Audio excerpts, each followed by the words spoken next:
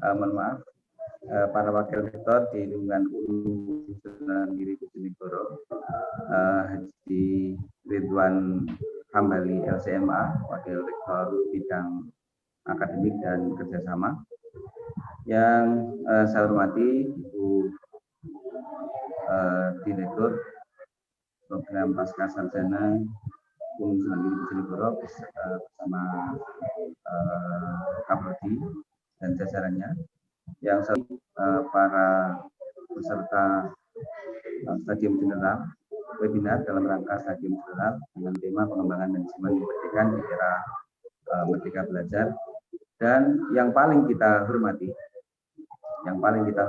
Bapak Profesor Dr. Haji Fatah Syukur, Guru Besar dari UIN Wali Songo Semarang, yang alhamdulillah berkesempatan hadir di dunia maya ya,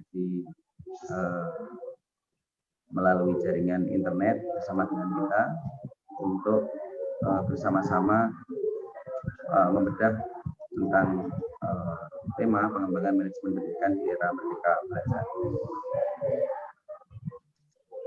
Puji syukur kehadirat Allah Subhanahu wa taala kita sanjungkan. Kita berharap dengan bersyukur pada Allah Subhanahu wa taala, Allah berkenan memberikan nikmat kepada kita semua. Kedua kalinya salawatullah wa salamuhu semoga selalu diaturkan pada diri kita Muhammad sallallahu alaihi wasallam. Bapak Ibu yang saya hormati, tadi telah disampaikan beberapa hal oleh Ibu Direktur tentang kegiatan ini, bahwa kegiatan ini adalah dalam rangka untuk agar mahasiswa-mahasiswi pasca sarjana UNU Sunan Giri ini memiliki wawasan yang luas ya, dengan mendatangkan pakar-pakar dari beberapa perguruan tinggi negeri di Indonesia. Sebelumnya kita datangkan dari UIN Malang, kemudian pada kesempatan ini dari UIN Wali Songo, dan mungkin pada kesempatan lain ini Pak Warek 1 memiliki jaringan di luar negeri, di Malaysia maupun di Singapura dan seterusnya. Mungkin tidak menutup kemungkinan di kesempatan-kesempatan yang akan datang kita akan menghadirkan pakar-pakar dari luar negeri.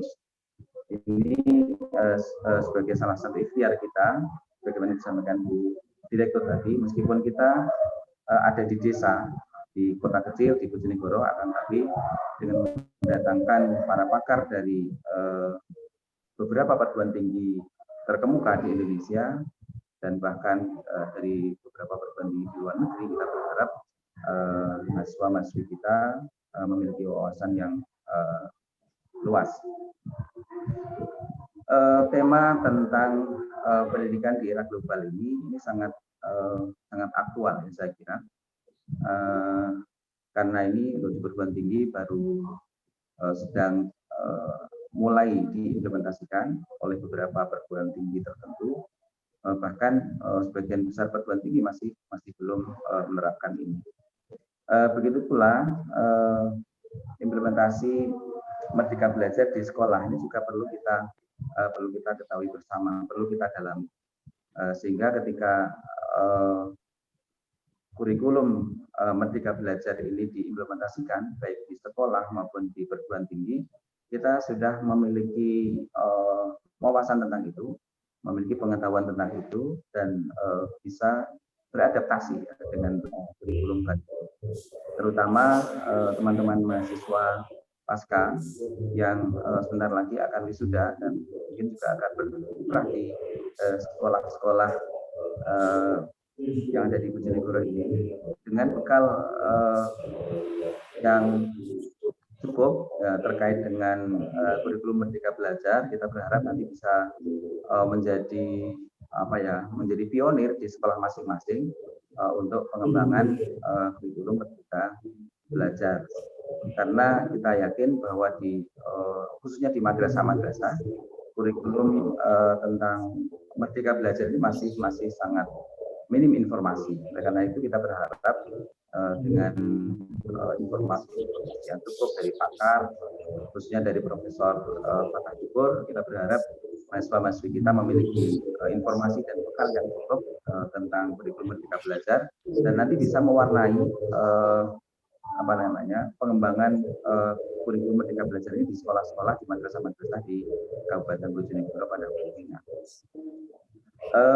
Hadirin hadirat yang berbahagia, itu yang bisa saya sampaikan pada kesempatan ini, dan pada kesempatan yang sangat baik ini kami ucapkan terima kasih yang sebesar-besarnya khususnya kepada Profesor Fatah Syukur, Win Wali Songo, dan kalau tidak salah beliau juga termasuk salah satu pengurus lembaga pendidikan Ma'arif di Jawa Tengah, atau bahkan kalau tidak salah beliau adalah ketuanya, ketua PWLP Ma'arif di Jawa Tengah. Di tengah-tengah kesibukan beliau masih memberikan kesempatan kepada kita untuk menyerap ilmu dari beliau tentang Merdeka Belajar ini. Karena itu terima kasih Prof atas kesempatan yang jenengan berikan kepada kami, dan kepada pihak-pihak lain, semua pihak yang telah berjasa dalam terselenggaranya kegiatan ini, dan yang tidak kalah penting juga pada para audiens, para mahasiswi program Pascasarjana Unus Giri yang juga telah hadir dengan antusias hadir pada kesempatan ini. Ini juga merupakan hal yang luar biasa. Terima kasih semuanya. Dan pada kesempatan ini juga kami mohon maaf yang sebesar-besarnya apabila ada kekurangan di sana-sini dalam penyelenggaraannya. Terima kasih. Mohon maaf. Wassalamualaikum warahmatullahi wabarakatuh.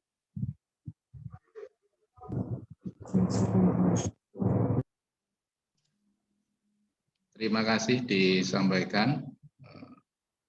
Acara berikutnya adalah acara inti sekaligus penyampaian materi dari Profesor Dr. Haji Fatah Syukur MAG. Sebelum pemateri menyampaikan tentang tema, sedikit nanti saya akan membacakan kurikulum vitae.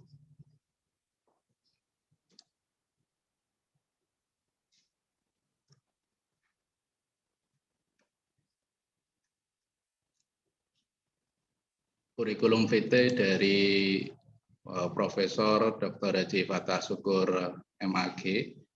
Beliau adalah guru besar Ilmu Manajemen Pendidikan di Pascasarjana Fakultas Ilmu Tarbiyah dan Keguruan Universitas Islam Negeri Wali Songo Semarang. Mengajar di program Sarjana S1, S2, dan S3. Pernah menjadi pemakalah di International Islamic University Malaysia tahun 2010 dan di Nagoya University tahun 2011, mengikuti training capacity building of lecturer and officer for Win Wali Songo Semarang on educational leadership and management di Colombo, Planstaff College for Technical Education di Manila di tahun 2014, training Higher Education Management Program di University of Newcastle Australia tahun 2015, mengikuti postdoctoral research di Nagoya University Jepang tahun 2016, dan roundtable discussion di Princess Songla University di Thailand tahun 2018, training improving quality of journals publishing in Win Wali Songo Semarang dan juga di Universitas Putra Malaysia tahun 2018. Jabatan beliau pernah menjadi Kepala Laboratorium Pendidikan di Fakultas Tarbiyah YN Wali Songo Semarang dulu tahun 2011, kemudian Ketua Jurusan Studi Islam Program S2 Pascasarjana YN Wali Songo Semarang tahun 2011 sampai 2013, Wakil Dekan Bidang Kemahasiswaan dan Kerjasama Fakultas Ilmu Tarbiyah dan Keguruan di Universitas Islam Negeri Wali Songo Semarang tahun 2014, dan Wakil Dekan Bidang Akademik tahun 2015 sampai 2019, dan sekarang ini beliau sebagai Ketua Program Studi Doktor Studi Islam di UIN Wali Songo Semarang. Karya buku yang pernah ditulis beliau adalah Dinamika Madrasah tahun 2004, kemudian ada Teknologi Pendidikan 2005, Metode Khusus Pendidikan Agama Islam tahun 2005, Sejarah Peradaban Islam tahun 2009, Sejarah Pendidikan Islam tahun 2010, Manajemen Pendidikan Berbasis Madrasah 2011, Manajemen Sumber Daya Manusia Pendidikan tahun 2012, Rekonstruksi Supervisi Pendidikan Islam tahun 2015, Menengok Manajemen Pendidikan Sekolah di Jepang tahun 2017, dan Pengembangan Supervisi Guru Berbasis Unity of Science tahun 2018. Baik, para peserta sekalian yang berbahagia, untuk menyingkat waktu, kami persilakan kepada beliau, Bapak Profesor Dr. Haji Fathah Syukur, MAG, untuk menyampaikan materinya. Terima kasih Mas Dr. Hamam. Saya bisa share screen? Oh, bisa, Bro. Enggak, Bro. Oke.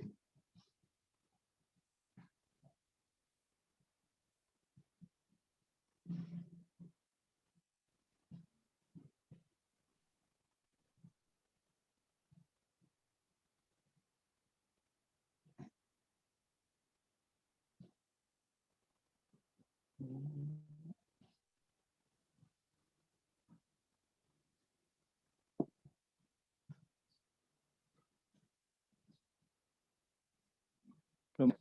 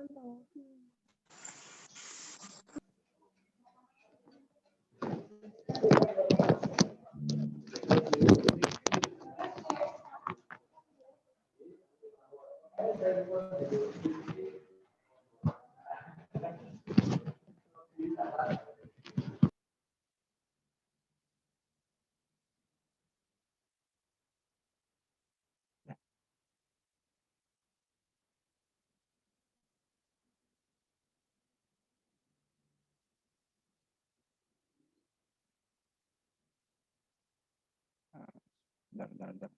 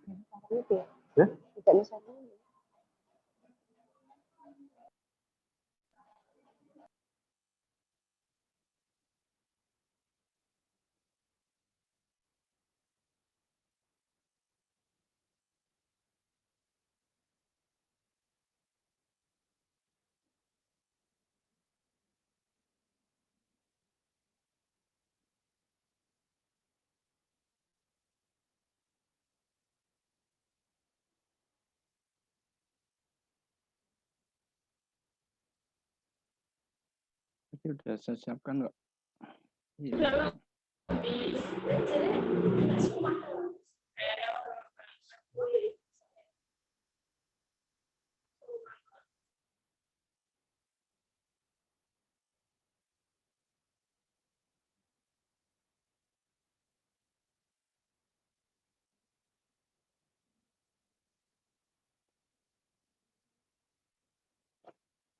Benar Mas ya. Ini kok.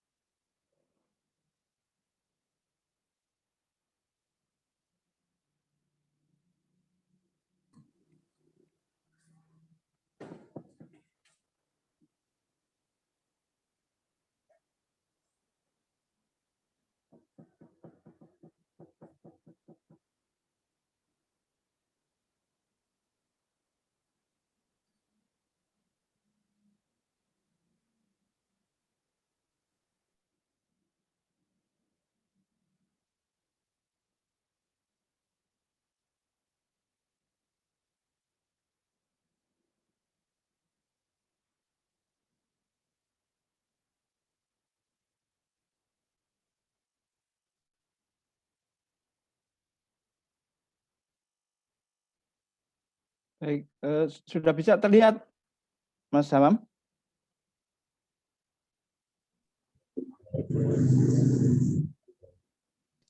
Oke, Prof, Sudah sudah terlihat ya? bisa, Prof. Oke. Bisa ya, oke. Ya, ya. Terima kasih. Assalamualaikum warahmatullahi wabarakatuh. Bismillahirrahmanirrahim. Alhamdulillah wassalatu wassalamu ala Rasulillah Sayyidina Muhammadin wa ala alihi wa sahbihi wa mawalah la hawla wa la quwata illa billah. Subhanaka la ilma lana illa ma 'allamtana innaka antal alimul hakim. Asyhadu an la ilaha illallah wahdahu la syarikalah wa asyhadu anna Muhammadan abduhu wa rasuluhu la nabiyya ba'dah. Amma ba'du. Yang terhormat Bapak Rektor UNU Sunan Giri, Kiai Haji Dr. Jawarul Ma'arif, LC, Bapak Wakil Rektor, Bapak Dr. Kiai Haji Ridwan, dan Ibu Direktur, Bu Dr. Sri Minarti, serta para ketua jurusan dan para mahasiswa. Alhamdulillah pada kesempatan pagi hari ini, kita bisa bertemu walaupun tidak bertatap muka langsung, tetapi kita bisa bertatap muka melalui media virtual. Nah, ini sesuatu yang harus kita syukuri. Kadang-kadang di saat kita mengalami satu kesulitan, ternyata di situ ada kemudahan. Dan ini bagi kita sebagai orang Islam bukan sesuatu yang baru, yang kadang-kadang kita tidak menyadari bahwa sudah lama dalam agama kita Allah itu sudah mengatakan inna ma'al usri yusra. Jadi bukan walaupun di situ yusra itu fi'il mudhari', tapi fi'il mudhari' itu tidak hanya mengandung yang akan datang, tapi sekarang juga, gitu kan. Jadi ketika kita mengalami satu kesulitan di masa pandemi seperti ini, alhamdulillah di saat yang lain ada pengetahuan baru, ada inovasi baru, sehingga kita bisa bertatap muka seperti ini. Kita bisa membayangkan, gitu kan, seandainya tidak dipaksa dengan keadaan pandemi seperti ini, maka media-media seperti ini dalam bertatap muka jarak jauh, perkuliahan jarak jauh itu tidak akan seramai sekarang ini. Walaupun yang namanya Zoom, Google Meet, dan lain sebagainya itu sudah lama. Tetapi tidak terbiasakan.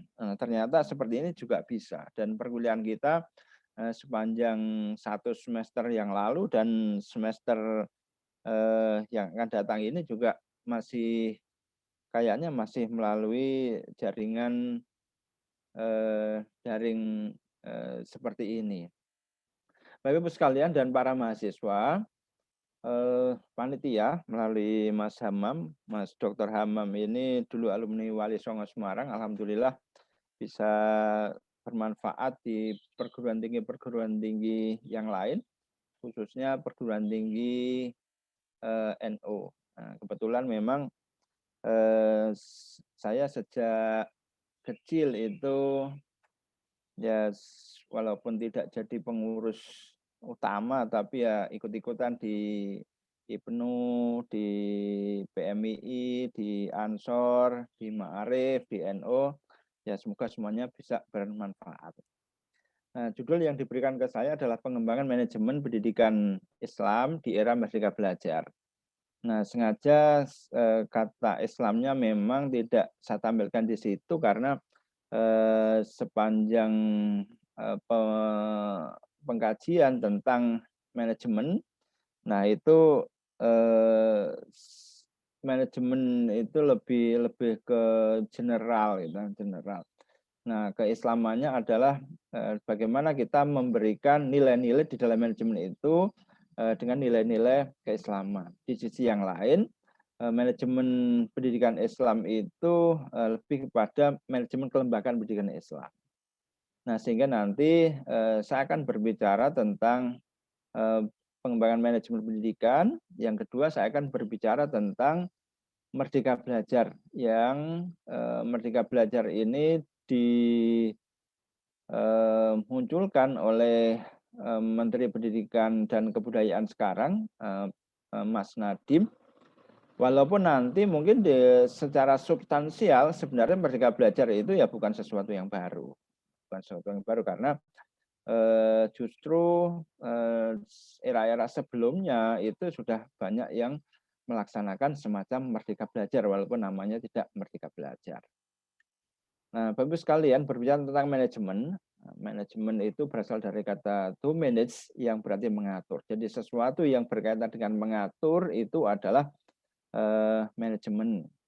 Nah, walaupun tidak menggunakan kata manajemen. Kadang-kadang orang mengatakan bahwa di pesantren itu tidak ada manajemen. Nah, tetapi sesungguhnya ya ada manajemen. Maksud sebuah lembaga tidak ada yang mengatur. Cuma aturannya itu seperti apa? Ya ala manajemen pesantren misalnya seperti itu. Nah, manajemen adalah ilmu dan seni.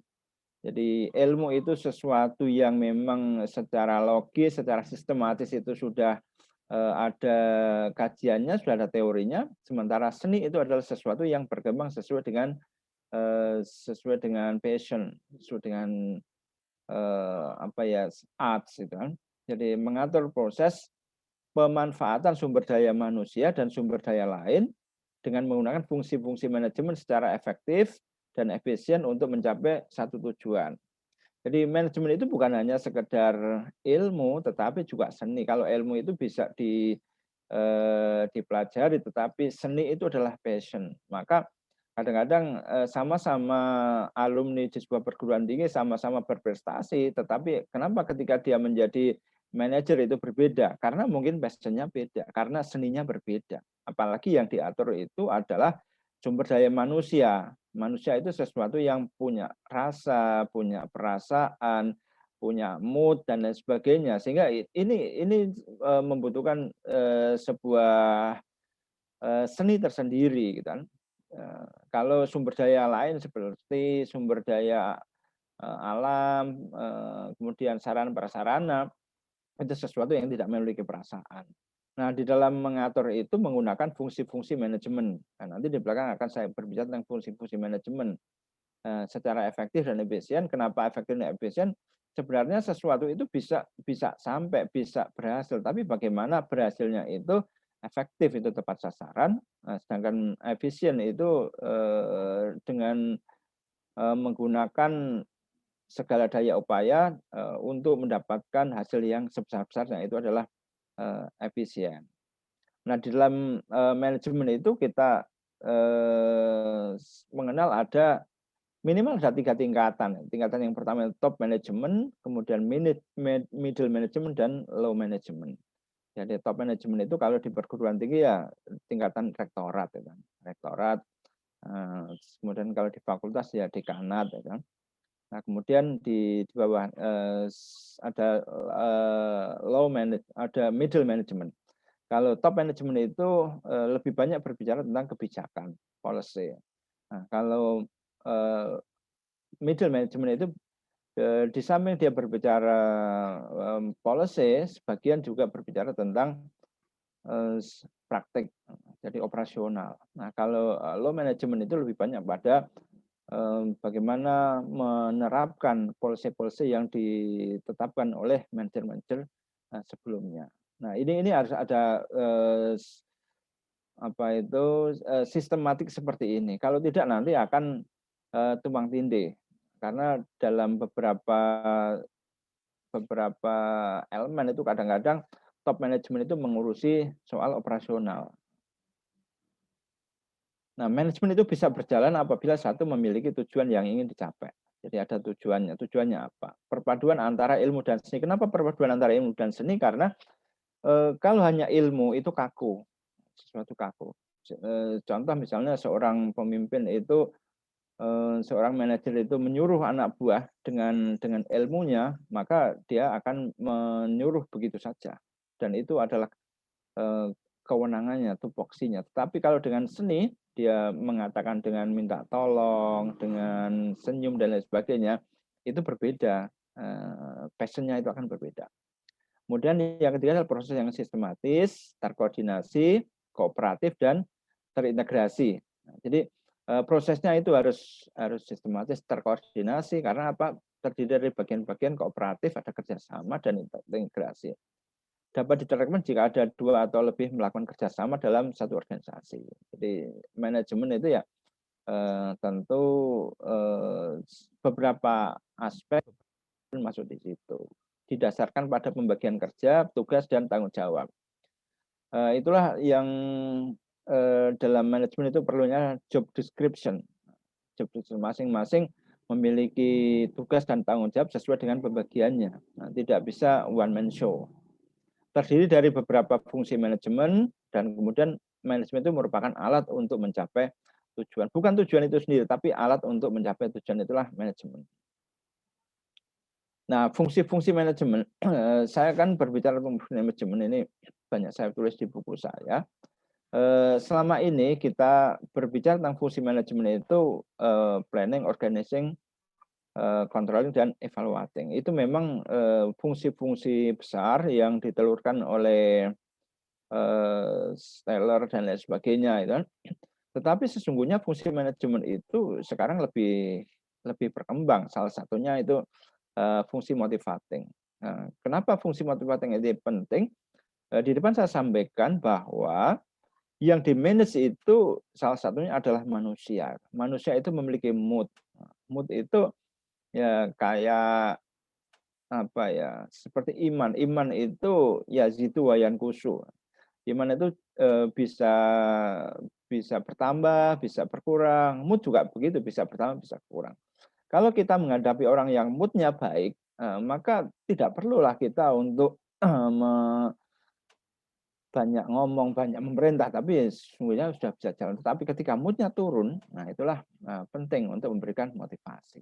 Motivasi bukan hanya sekedar bukan hanya motivasi materialistik, tapi juga bisa motivasi yang sifatnya spiritual dan sebagainya. Tetapi perlu bagi seorang manajer itu menjalankan ini fungsi motivasi. Kemudian facilitating. Kenapa perlu facilitating? Karena sesungguhnya siapapun itu akan bisa bekerja dengan baik kalau ada fasilitas. Ya, sekali lagi saya sampaikan bahwa yang namanya fasilitas itu tidak mesti fisik, harus diberikan ini, diberikan itu, tetapi kesempatan itu penting. Ada satu lembaga itu yang kurang memberikan kesempatan kepada stafnya, ingin mengikuti seminar, tidak diizinkan, akan melanjutkan pendidikan, tidak diberikan, padahal dengan biaya-biaya sendiri. Nah itu menunjukkan bahwa fungsi facilitating ini tidak banyak diterapkan. Nah, kemudian ada fungsi empowering. Kenapa empowering? Kadang-kadang begini, kita sudah susah menyekolahkan staf, itu, memberikan tambahan pendidikan, tetapi begitu kembali ke lembaga itu tidak diberdayakan. Nah, ini berarti empoweringnya masih tidak berjalan.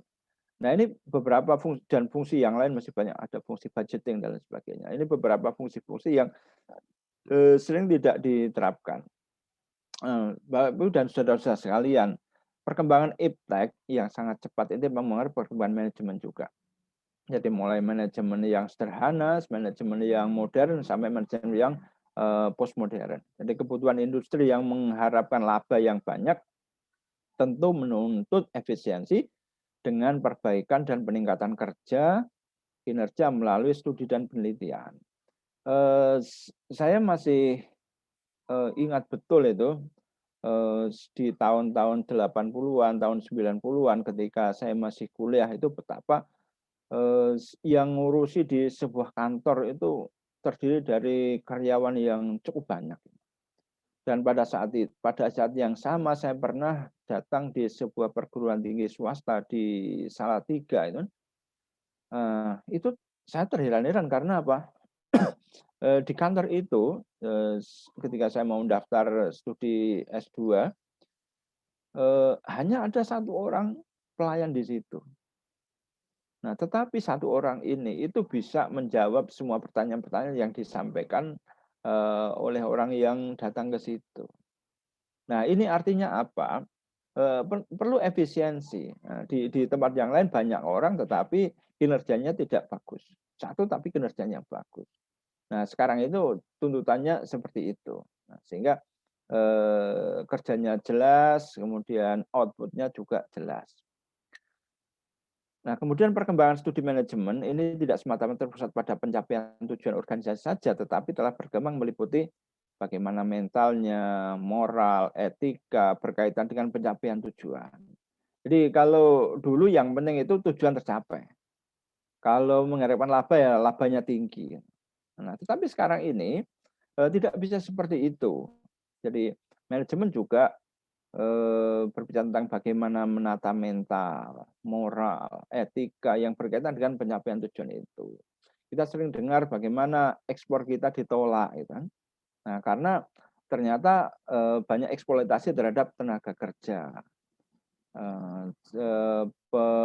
mengeksploitasi alam dan lain sebagainya. Itu enggak bisa diterima. Jadi sekarang itu begitu. Jadi mental, moral, etika berkaitan dengan pencapaian tujuan itu menjadi perhatian. Bagaimana dapat menggerakkan orang lain agar merasa sangat senang bekerja secara efisien dan efektif dengan keuntungan yang besar.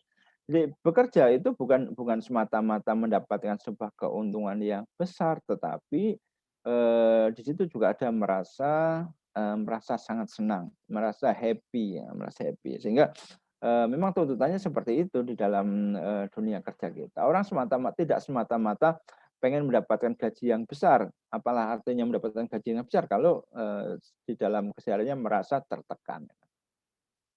Nah, sementara ketika kita berbicara tentang pendidikan adalah pendidikan itu macam-macam definisi tentang pendidikan, tetapi salah satunya yang disampaikan oleh Triakara itu adalah memanusiakan manusia. Angkat manusia muda ke taraf mendidik.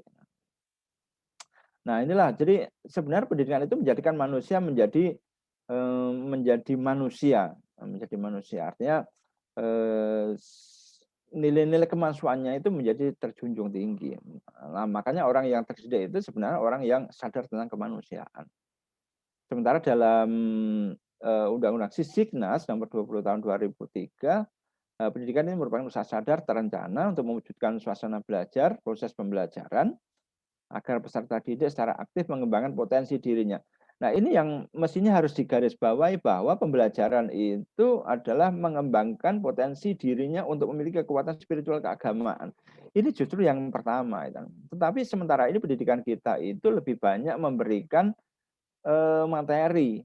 bahasa Jawanya itu nyekoi terus itu kan, jadi dianggap peserta didik itu sesuatu yang kosong. Padahal harusnya tidak itu ya, mengembangkan potensi dirinya untuk memiliki kekuatan spiritual keagamaan, pengendalian diri, kepribadian, kecerdasan, akhlak mulia, serta keterampilan yang diperlukan diri, masyarakat, bangsa, dan negara. Artinya apa? Setiap orang itu disadari memiliki potensi yang berbeda. Nah, tidak bisa hanya semata-mata dikembangkan kecerdasan intelektualnya saja, tetapi juga orang memiliki passion yang lain, memiliki keterampilan yang lain, yang itu harus dikembangkan. Itulah sebabnya maka kenapa sekarang ini ujian nasional ditiadakan, itu kan. Walaupun sebenarnya plus minus, itu kan. Plus minusnya begini, kenapa tidak ada ujian nasional? Nah, supaya tidak terfokus kepada kegiatan akademik, khususnya knowledge kan. Nah, maksudnya seperti itu. Tetapi kita tidak tahu. Kadang-kadang masyarakat kita itu kalau tidak diujikan itu tidak belajar ya kan. Nah, sehingga juga akhirnya knowledge-nya tidak dapat, pengembangan kepribadiannya juga tidak dapat semuanya.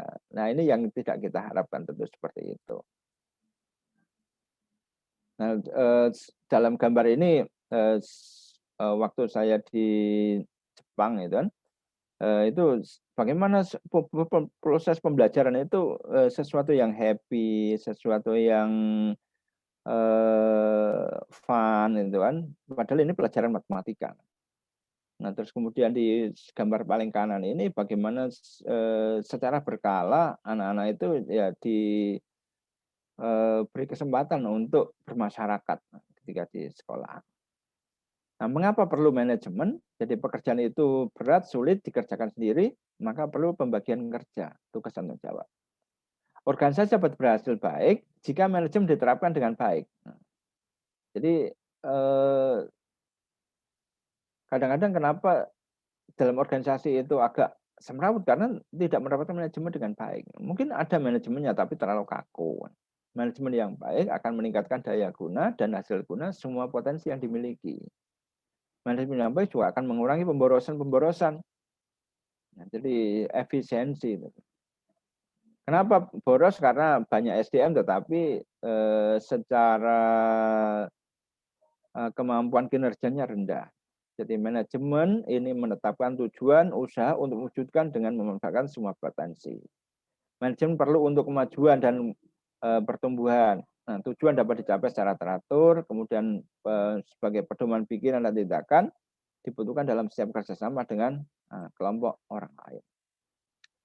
Nah, kaitan dengan perkembangan manajemen tadi, coba kita lihat ini bagaimana paradigma perkembangan manajemen.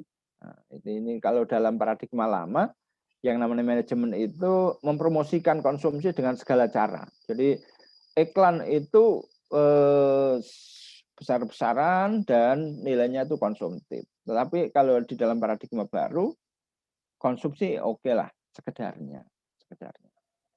Tidak menjadi pertimbangan. Coba kalau kita punya acara yang offline ya, dari sekian anggaran, maka anggaran konsumsi, anggaran akomodasi itu biasanya menempati porsi yang cukup besar. Ini berbeda di negara-negara maju sudah tidak seperti itu. Biasanya konsumsi akomodasi itu ditanggung peserta. Jadi panitia tidak menanggung. Udah mulai seperti itu. Yang kedua, mengutamakan tujuan dengan keputusan top down. Nah, itu kalau paradigma lama. Ditetapkan oleh top down.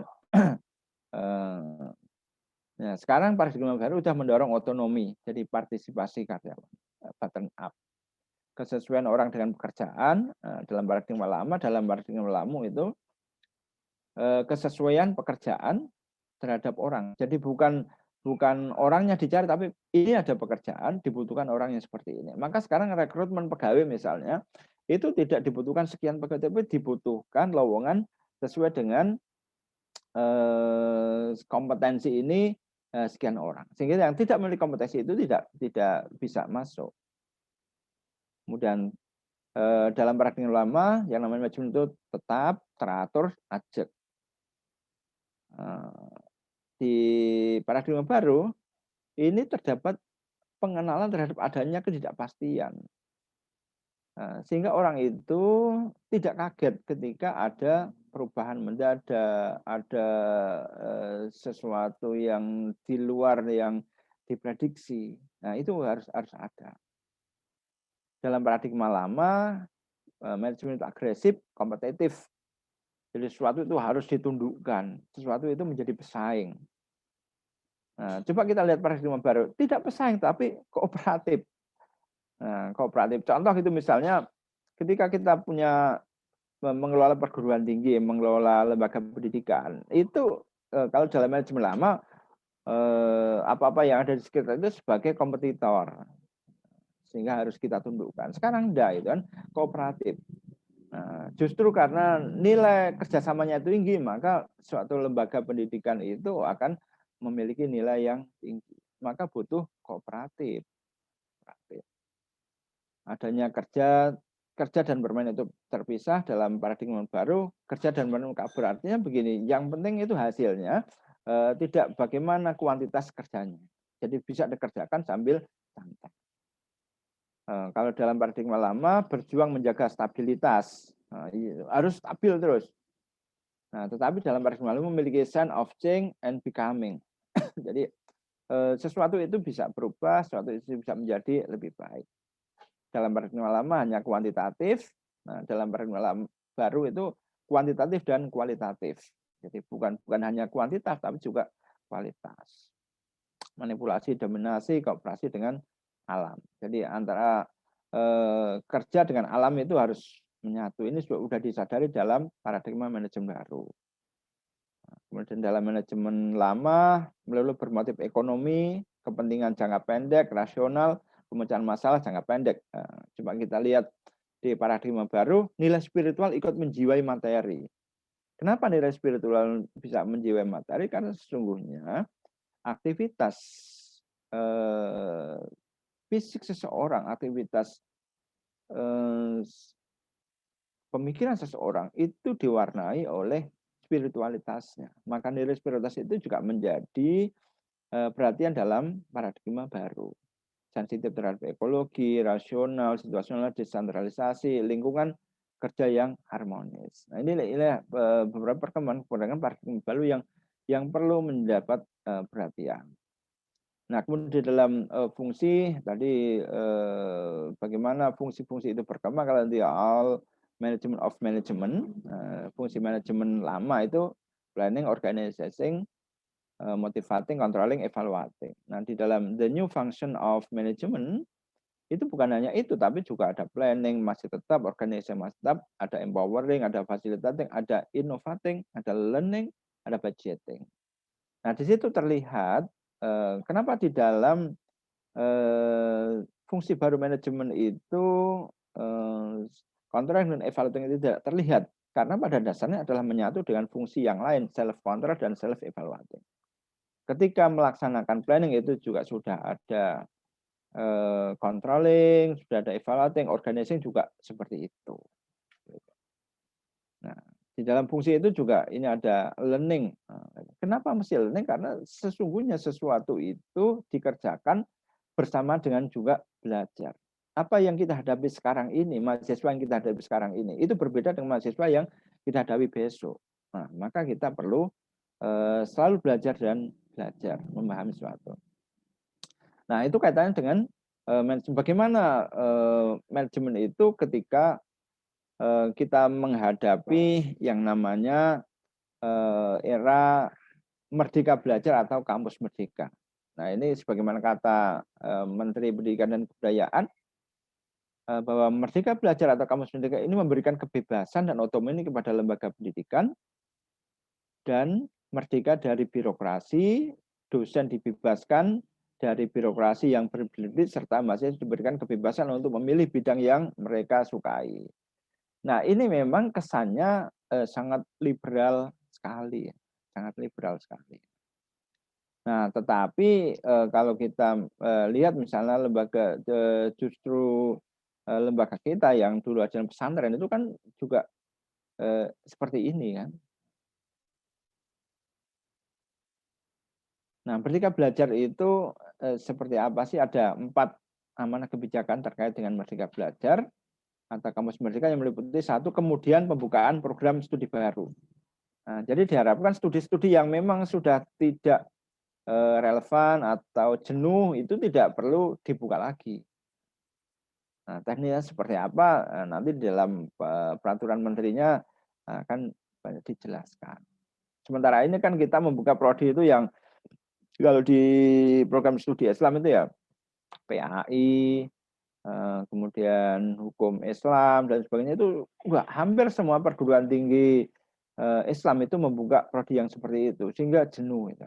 Kenapa tidak membuka prodi-prodi yang lain yang mungkin marketnya itu lebih banyak diserap. Perubahan sistem akreditasi perguruan tinggi. Jadi sistem akreditasi perguruan tinggi dulu itu lebih banyak pada perhitungan kuantitas.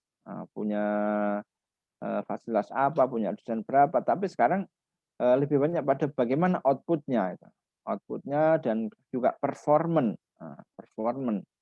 Dan untuk akreditasi ini itu kalau dulu kan setiap 5 tahun sekali, 5 tahun sekali harus mengajukan akreditasi. Tapi sekarang ini bisa pengajuan perpanjangan akreditasi. Jadi tidak harus mengajukan akreditasi tapi bisa perpanjangan. Dan perpanjangan itu secara otomatis akan keluar sesuai dengan akreditasi sebelumnya apabila tidak ada komplain dari masyarakat atau penurunan yang sangat drastis. Nah, kecuali kalau ingin naik peringkat, misalnya dari C ke B, dari B ke A. Kalau sudah A, maka tinggal mengajukan perpanjangan itu misalnya. Kemudian yang ketiga, perubahan perguruan tinggi menjadi badan hukum. Nah, kalau swasta tidak masalah karena semua perguruan tinggi swasta adalah berbadan hukum. Kalau perguruan tinggi negeri ini diharapkan dari Satker naik menjadi badan layanan umum, kemudian menjadi badan hukum. Ini akan meningkatkan otonomi dari perguruan tinggi. Tetapi di sisi lain memang tuntutan terhadap pendanaan itu ya semakin tinggi. Yang ini kadang-kadang menjadi keresahan tersendiri bagi masyarakat sehingga biayanya menjadi cukup mahal. Nah, yang keempat, hak belajar 3 semester di luar prodi. Nah, ini untuk S1 ya. Jadi S1 dengan Merdeka Belajar itu memberikan kesempatan kepada mahasiswa untuk belajar di luar prodinya itu selama 3 semester. Nah, yakni 1 semester di dalam perguruan tinggi dan 2 semester di luar perguruan tinggi. Itu memungkinkan seperti itu. Nah, ini kalau di luar negeri sudah banyak. Kalau S3 ya S2 di Pasca, nah, tentu dengan kebijakan masing-masing perguruan tinggi bisa mengambil beberapa mata kuliah di perguruan tinggi lain. Nah, kalau di Uin Songo sudah mulai diterapkan, mahasiswa bisa mengambil beberapa SKS di perguruan tinggi lain yang relevan dan kemudian nilainya bisa diakui dibawa ke perguruan tinggi kita. Seperti itu. Nah, tentu ini akan bisa berjalan dengan baik kalau di situ ada MOU. Nah, sehingga bisa jadi nanti misalnya UNU Sunan Giri itu bekerjasama dengan UIN, dengan UI, dengan Undip, dengan UGM, tentu setelah ada MOU.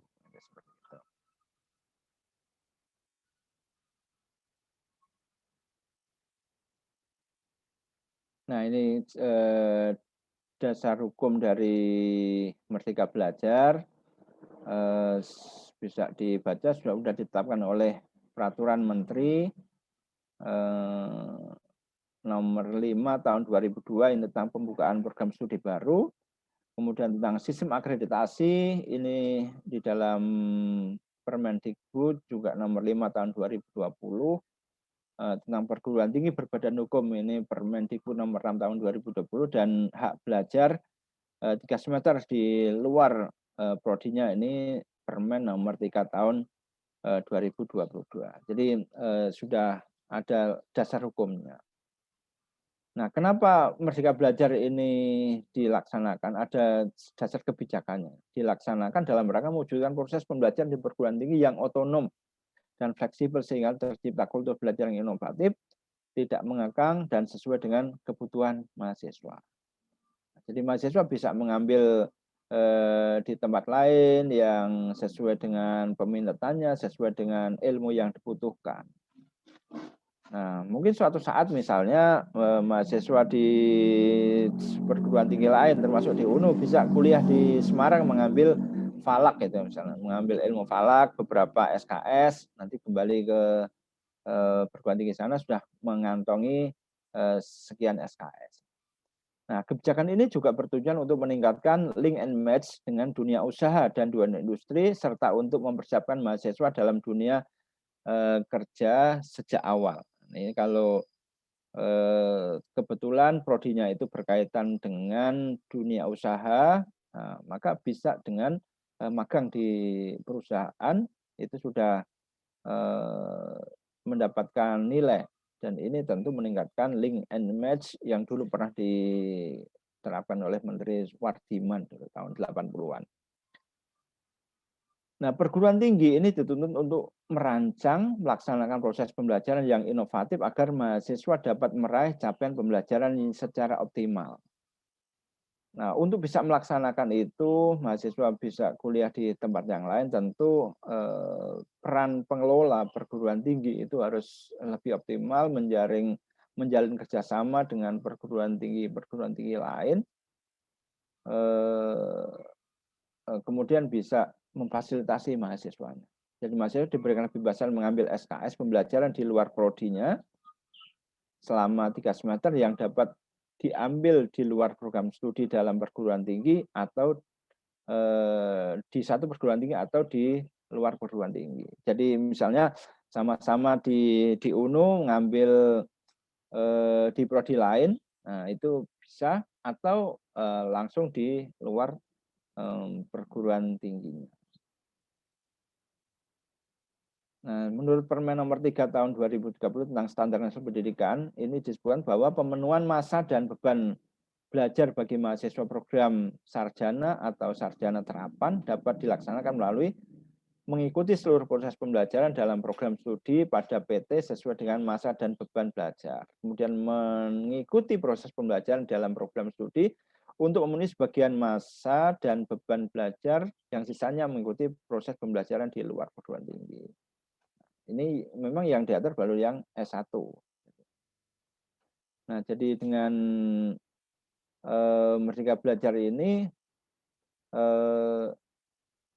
mahasiswa ini memiliki kesempatan 1 semester yang setara dengan 20 SKS menempuh pembelajaran di luar prodi pada PT yang sama, dan paling lama 2 semester atau setara dengan 40 SKS menempuh pembelajaran di perguruan tinggi lain, di prodi yang lain. Ini kalau di beberapa perguruan tinggi misalnya seperti ini. Ini sekali lagi contohnya di S1 ya. Kan banyak dikeluhkan di prodi-prodi keislaman itu karena inputnya itu beragam. Inputnya itu ada yang dari MI, MTS, Aliyah, terus kemudian mengambil prodi keagamaan. Nah, itu insya Allah sudah bisa linier dan bisa mengikuti pembelajaran. Tetapi ada juga yang SD, SMP, SMA, terus kemudian mengambil PAI itu misalnya. Nah, ini bagaimana nanti outputnya? PAI kok tidak punya basic. Nah, maka di Semarang itu diambil ini jalan yang 40 SKS ini. 40 SKS menempuh pembelajaran pada prodi yang sama di PT yang berbeda. Ya, dia dipondokkan. Semacam ditempatkan di pondok selama 1 tahun dengan nilai 40 SKS. Itu salah satunya bisa seperti itu. Kesempatan mahasiswa yang dulu memberikan tantangan dan kesempatan untuk mengembangkan kreativitas, kapasitas, kepribadian, dan kebutuhan mahasiswa, serta mengembangkan kemandirian. Jadi kalau hanya kuliah di perguruan tingginya itu merasa tidak ada tantangan, tetapi dengan bisa kuliah di tempat lain itu ada tantangan, ada wawasan baru, ada ya dinamika. Saya yakin kalau mahasiswa itu dikenalkan dikenalkan kampus yang lain, itu dia akan lebih terbuka wawasannya. Ya paling tidak lingkungannya itu akan membentuk. Suatu saat misalnya mahasiswa kita bawa ke Singapura itu misalnya, ke Jepang, ke Australia, dan maka tentu akan melihat begitu turun di bandaranya, ternyata kok beda ya, bandaranya Changi, bandaranya Nagoya, bandara Tokyo dengan bandara kita gitu misalnya. Itu baru turun di bandara, belum nanti masuk di kampus, lingkungannya seperti apa, apalagi kalau sudah sampai pada pembelajaran. Jadi mengapa Merdeka Belajar? Jadi kegiatan pembelajaran di luar PT ini memiliki kegiatan magang, praktek kerja, proyek desa, mengajar di sekolah, pertukaran pelajar, penelitian, kegiatan wirausaha, studi proyek independen, dan proyek kemanusiaan yang semua kegiatan harus dibimbing oleh dosen. Jadi jenisnya banyak itu yang dimaksudkan dalam Merdeka Belajar itu. Jadi kampus Merdeka diharapkan dapat memberikan pengalaman kontekstual di lapangan yang akan meningkatkan kompetensi mahasiswa secara utuh dan siap kerja. Proses pembelajaran dalam kampus Merdeka ini merupakan salah satu perwujudan pembelajaran yang berpusat pada mahasiswa. Jadi student centered learning yang sangat esensial. Kalau di kampus pembelajaran itu kan walaupun dikatakan berpusat pada mahasiswa, tetapi tetap peran dosen itu lebih dominan. Pembelajaran dalam kampus Merdeka memberikan tantangan dan kesempatan untuk mengembangkan kreativitas, kapasitas kepribadian, kebutuhan mahasiswa, serta mengembangkan kemandirian dalam mencari dan menemukan pengetahuan melalui kenyataan dan dinamika lapangan seperti persyaratan kemampuan, permasalahan real, interaksi sosial, kolaborasi, manajemen diri, tuntutan kerja, dan lain sebagainya. Inilah mengapa Merdeka Belajar. Jadi ini kegiatannya tadi yang sudah diuraikan di atas, salah satunya bisa mengajar di sekolah, bisa proyek kemanusiaan, bisa studi independen, wirausaha, penelitian, dan lain sebagainya.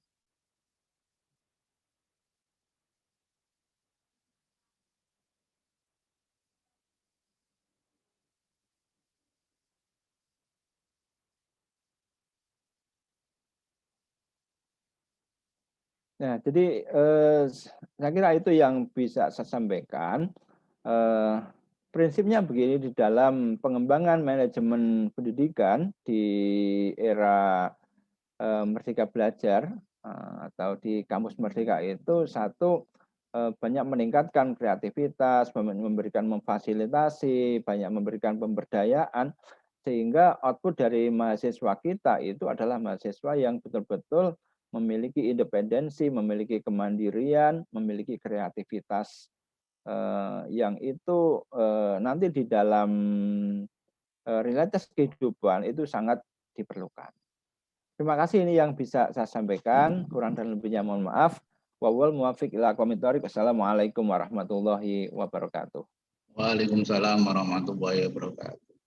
Terima kasih Prof atas materi yang telah disampaikan. Baik, untuk selanjutnya adalah sesi tanya jawab ya, diskusi. Monggo silakan bagi yang ada pertanyaan bisa raise hand. Nanti akan kita bukakan mic-nya.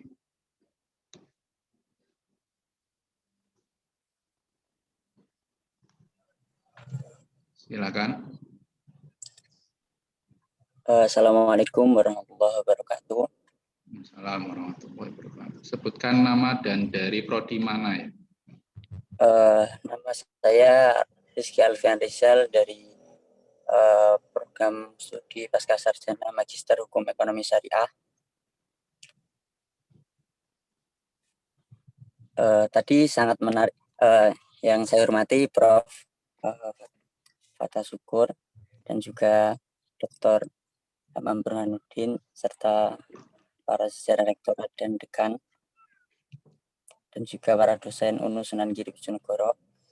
Yang saya tanyakan pertama, dari awal saya kecil sampai selesai di program Strata 1,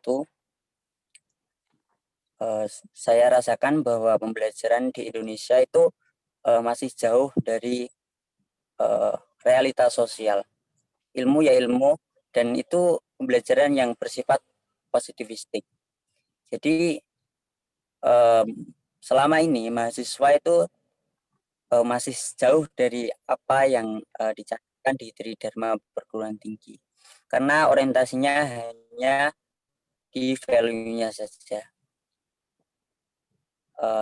Dan apakah dengan Merdeka Belajar Kampus ini kedepannya mahasiswa yang berproses di kampus ini bisa berkecimpung untuk bagaimana merubah struktur sosial yang ada di Indonesia, karena masih banyak sekali masyarakat yang perlu disentuh dengan keilmuan di dalam perkuliahan itu bisa menyentuh benar-benar ke masyarakat.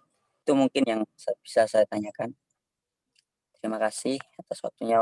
Wassalamualaikum warahmatullahi wabarakatuh.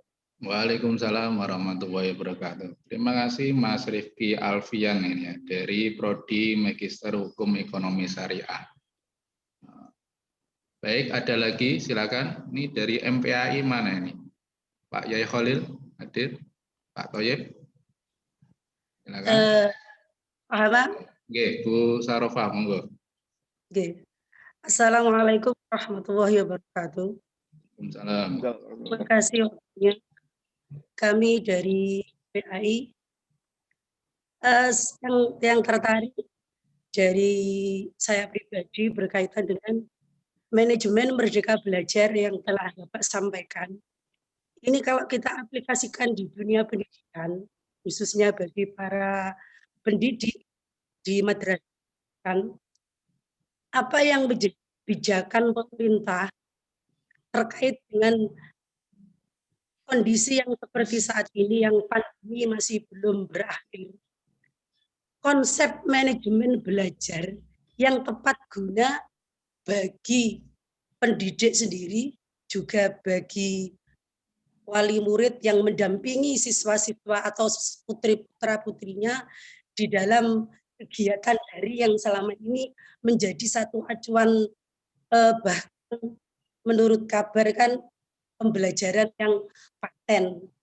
Maka apakah konsep Merdeka Belajar itu sudah mengena di dalam pendidikan tersebut? Masalahnya apa?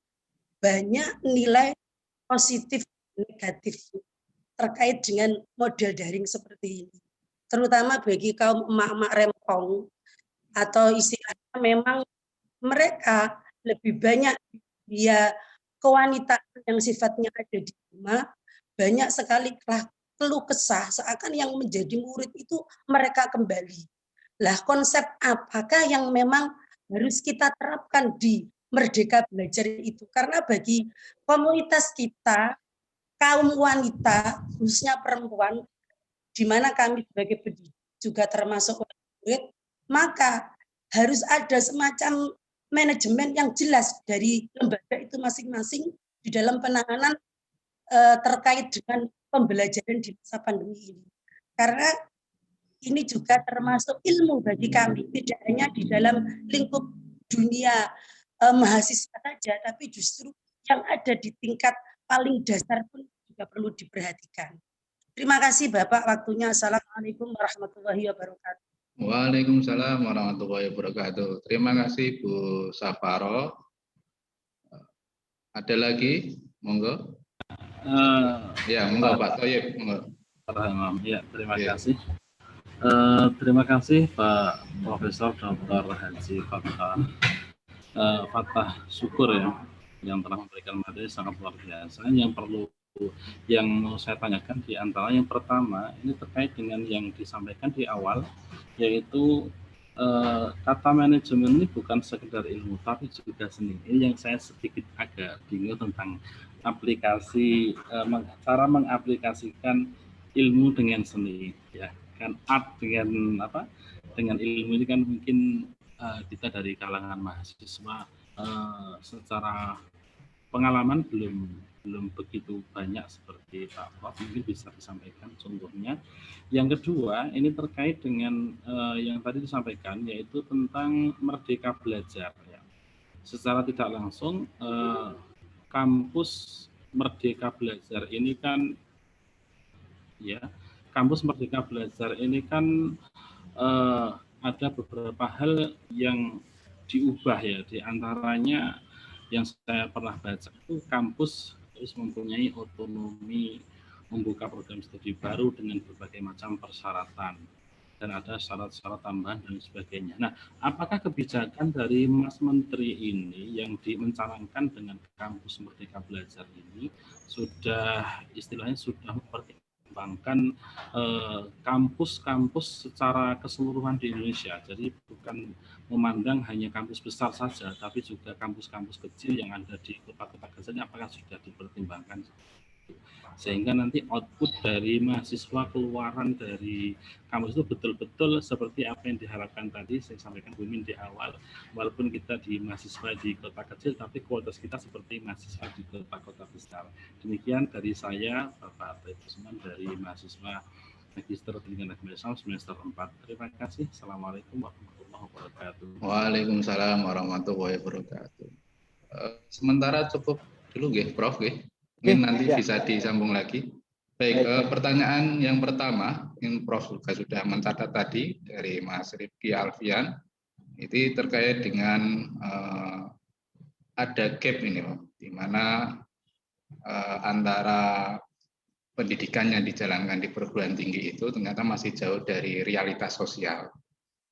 Jadi sebenarnya mau kemana sih sebenarnya perguruan tinggi itu, sehingga banyak sekali problem-problem atau masalah yang menurut Mas Rifki ini belum terselesaikan gitu, Prof. Oke, terima kasih Mas Dr. Hamam. Yang pertama dari Mas Alfian, begini, jadi memang yang namanya pendidikan itu sesuatu yang dinamis, selalu berproses, ada dinamika sosial yang ada di situ. Nah, sehingga sering kita mengeluhkan, mau kemana sih pendidikan kita ini, kan? Bahkan keluhan-keluhan yang lain, setiap ganti menteri, ganti kebijakan, setiap ganti menteri, ganti program. Nah, menurut saya itu masih sesuatu yang wajar karena masing-masing itu ingin menonjolkan keberhasilannya masing-masing. Tetapi yang perlu kita sesungguhnya pendidikan itu sebagaimana tadi saya sampaikan menurut Diakara itu adalah bagaimana memanusiakan manusia. Nah, memang harus kita akui bahwa kurikulum kita sudah berganti sekian kali dari kurikulum tahun 45, 68, kemudian tahun 75 dan lain sebagainya. Nah, sejak tahun 75 itu kurikulum kita itu adalah kurikulum yang berorientasi pada tujuan. Nah, tujuannya apa? Baru disusunlah pembelajaran. Kemudian silih berganti sampai tahun 2003 itu muncul KBK, KBK kemudian ada KTSP dan sekarang kurikulum nasional 2013 dan 2013 yang disempurnakan. Nah, sejak tahun 2003 KBK itu kurikulum kita adalah berbasis kompetensi. Sehingga kompetensinya itulah yang dirumuskan dulu, baru pembelajarannya. Tetapi pertanyaannya begini, memang kayak iklan teh botol itu kan, apapun makanannya, minumannya tetap teh botol kan. Jadi kurikulumnya sudah dirubah sedemikian rupa, konsepnya bagus ya, kan bagus. Tetapi lagi-lagi berorientasi pada bahan. Tanyakan aja pada saudara-saudara menjadi guru lah, menjadi guru. Apakah saudara ketika menjadi guru itu ini KD-nya apa terus baru cari bahannya? Biasanya menggolek bukunya apa gitu kan. Bukunya apa baru kemudian diajarkan. Nah, inilah yang memang perlu reorientasi besar-besaran, terutama kita di kalangan pendidik. Saya sudah membiasakan itu kalau mengajar itu memang saya tidak membatasi bukunya harus ini. Nah, kalau nanti saya membatasi buku-bukunya itu berorientasi pada bahan. Tetapi di dalam RPS itu saya tentukan ini targetnya ini, outputnya ini, bukunya silakan dicari. Nah, tetapi lagi-lagi karena kita belum terbiasa itu, mahasiswa akhirnya juga tidak menemukan buku. Nah, terus akhirnya kembali lagi kita tunjukkan bukunya ini, silakan dibaca bukunya ini. Nah, itulah menjadikan bahwa pendidikan kita kadang-kadang memang masih jauh dari realitas. Nah, kaitannya dengan Merdeka Belajar itu, kira-kira ya mau dibawa ke situ untuk mendekatkan perguruan tinggi yang dikatakan menara gading itu kembali mendekat dengan masyarakat. Dulu yang namanya program KKN itu sebenarnya adalah mendekatkan perguruan tinggi dengan masyarakat. Tetapi kita lihat KKN ya dalam tanda petik ya, karena saya dari perguruan tinggi agama termasuk juga UNU kan. Coba tanyakan masyarakat. Sebagian besar keberhasilan keberhasilan KKN itu adalah mereka yang dari perguruan tinggi agama. Kenapa? Di masyarakat itu bisa ngaji, bisa penyuluhan, PKK, bisa penyuluhan apa. Tetapi kalau dari perguruan tinggi favorit, perguruan tinggi besar, apalagi yang jurusan-jurusan favorit, itu KKN itu malah membebani masyarakat. Kenapa membebani masyarakat? Dia datang ke situ, terus bawa motor, bawa mobil, riwa-riwi, gerudak-geruduk, tidak kenal dengan masyarakat. Tetapi kalau KKN dari perguruan tinggi agama, perguruan tinggi Islam itu bisa betul-betul menyatu dengan masyarakat.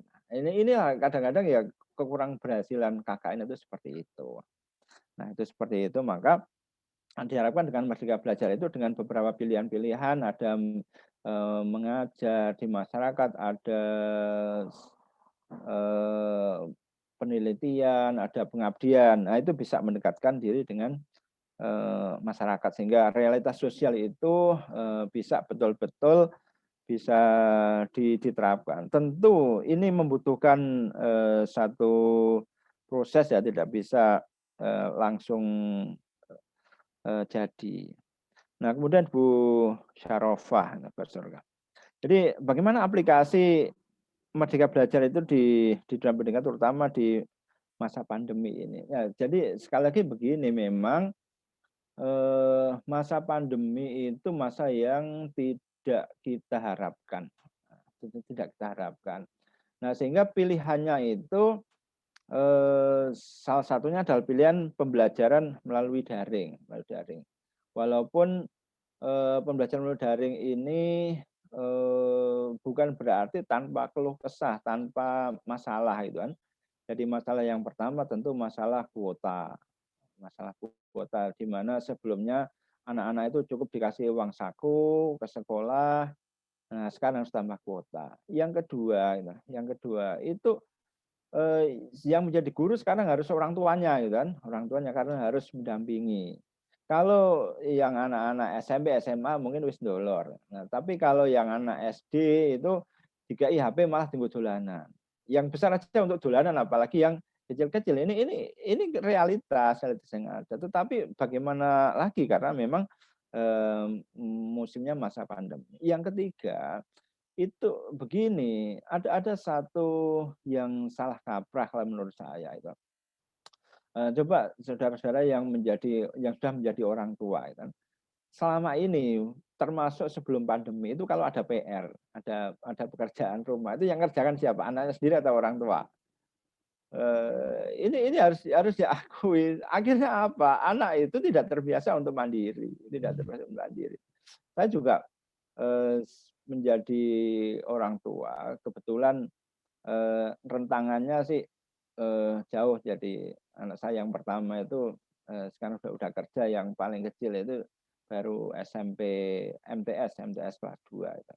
Dulu yang anak pertama kedua itu selalu saya bisa mendampingi karena memang rentang keilmuannya itu masih dekat lah, masih dekat. Artinya ketika harus ngajari matematika, ngajari IPA dan sebagainya masih mudah. Tapi sekarang ini kan udah agak jauh berbeda, sehingga lebih banyak saya hanya menemani belajar. Saya berharap sih bukan berarti itu membiarkan, tetapi saya berharap ada satu kemandirian. Nah, jadi jangan sampai sing sekolah itu malah wong tuane, anaknya ora sekolah. Dan yang lebih tragis lagi begini, ada beberapa orang tua itu nilainya itu komplain ke sekolah itu kan. Nah, komplain sekolahan. Ini anak saya gimana nilainya begini. Akhirnya apa? Gurunya Riko karena tidak ke jajan. Terus nilainya juga. Ini kan pembodohan namanya. Yang terjadi pembodohan seperti itu. Dan sehingga memang Merdeka Belajar ini tidak akan berhasil kalau tidak didukung oleh semua komponen. Komponen orang tua, komponen guru, komponen pengelola sekolahan. Nah, soal Mas Menteri yang ingin mematenkan pembelajaran daring, ini kalau menurut saya sih belum sesuatu yang final, Karena apa? Memang banyak plus dan minusnya. Yang namanya pendidikan itu tidak hanya sekedar knowledge, tapi di situ ada keterampilan dan juga ada sikap. Nah, yang selama ini kita lihat itu juga menjadi keprihatinan kita, gitu kan? Anak-anak katanya belajar daring, tapi ternyata malah dodolanan, yang sawah, yang kebun, waduh itu kan. Kenapa seperti itu? Karena orang tuanya juga butuh kerja kan, tidak mungkin orang tuanya itu nungguin terus. Nah ini yang terjadi seperti ini, sehingga ya kalaupun misalnya daring itu tetap ada, harusnya blended ya, ada daringnya, tetapi juga ada luringnya. Nah, termasuk juga perguruan tinggi. Nah, tentu kesempatan-kesempatan kita seperti ini kan sesuatu yang inovatif dan sesuatu yang juga ekonomis lah, ekonomis. Bayangkan kalau misalnya kita diundang di satu tempat yang agak jauh itu kan membutuhkan waktu yang cukup lama. Tetapi dengan seperti ini waktunya bisa sampai dan informasinya juga bisa sampai. Walaupun kadang-kadang kami merasakan di mengelola perguruan tinggi dan juga mungkin panjenengan juga seperti itu, di masa-masa pandemi ini kan ujian itu dilaksanakan juga secara online. Nah, itu yang kasus yang banyak terjadi itu begini, ini terutama kalau ujian tesis, ujian disertasi itu kan. Kalau soalnya itu pertanyaannya agak complicated, agak susah itu kan. Itu mahasiswa menghilang dengan alasan sinyalnya bagus Pak, saya tidak paham apa yang disampaikan. Itu modus-modus yang seperti itu banyak gitu. Terus kemudian kalau dalam kuliah gitu kan, pertama kelihatan, lama-lama kelihatan gambarnya toh yang tidak ada videonya. Ternyata ditinggal lungo gitu kan.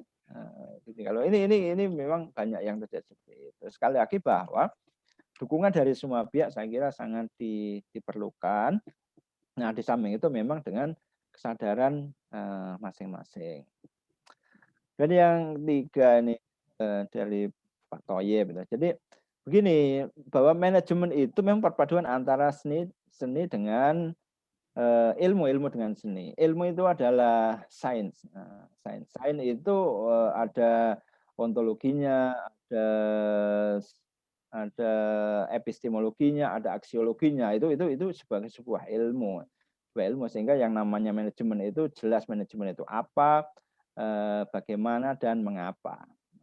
Bagaimana kita merumuskan sebuah perencanaan, melaksanakan planning, organizing, activity dan sebagainya itu jelas ada ilmunya. Memimpin rapat itu juga jelas ada ilmunya. Tetapi ketika kita melaksanakan dengan hanya ilmu, itu kadang-kadang tidak berjalan. Kenapa? Karena yang kita hadapi itu adalah manusia yang memiliki watak, memiliki rasa dan lain sebagainya. Salah contoh detail gini kan. Ketika seseorang itu menempati posisi sebagai seorang pimpinan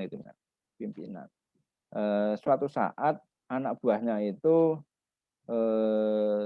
disuruh mengumpulkan pekerjaan RPS lah gampangannya kan, RPS dibatasi tanggal 15 harus sudah mengumpulkan RPS, udah diajari, sudah diberi template seperti itu kan, tapi nyata pada tanggal 15 tidak pada mengumpulkan, yang mengumpulkan hanya sebagian.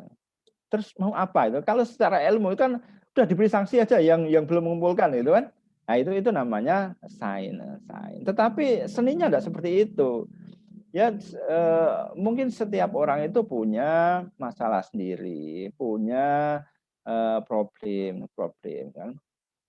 Nah, itu perlu dimengerti oleh pimpinan juga. Itu namanya seni. Termasuk juga begini, saya sering mencontohkan begini, seorang kepala sekolah itu kan, kepala sekolah itu kan biasanya datang ke sekolahan itu sudah dalam kondisi yang bersih. Ruang kepalanya bersih, halaman bersih karena di situ ada tukang pembersih. Nah, suatu saat ketika dia datangnya wis agak terlambat karena di rumah ada masalah keluarga itu contohnya, ternyata sekolah itu masih kotor.